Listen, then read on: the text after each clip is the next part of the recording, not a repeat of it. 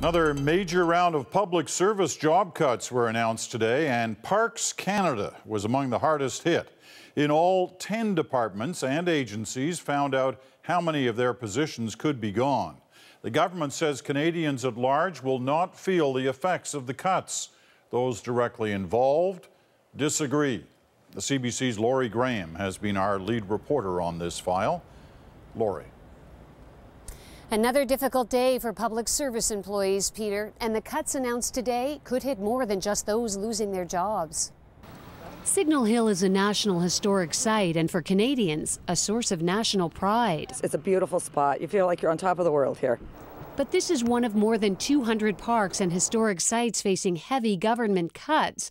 More than 1,600 Parks Canada employees across the country received notices their jobs could be slashed. Historic sites that are already almost falling apart because they have not been maintained by the government, it's going to get worse because the budget's been cut.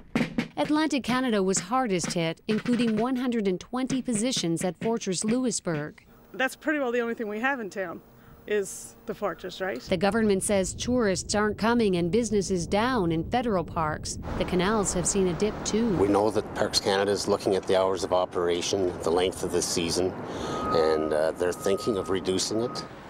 Employees at 10 federal departments received notices today, including more than 1,000 at Aboriginal Affairs and Northern Development, and just over 900 at Human Resources and Skills Development. How can this government say on the one hand that it's all about jobs and prosperity, and on the other hand they're cutting the very jobs and services that help Canadians find work?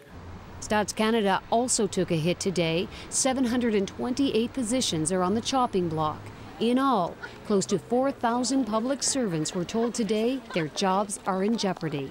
And while all of these cuts are happening in the name of savings, senior executives throughout government will receive hefty bonuses for doing these cuts.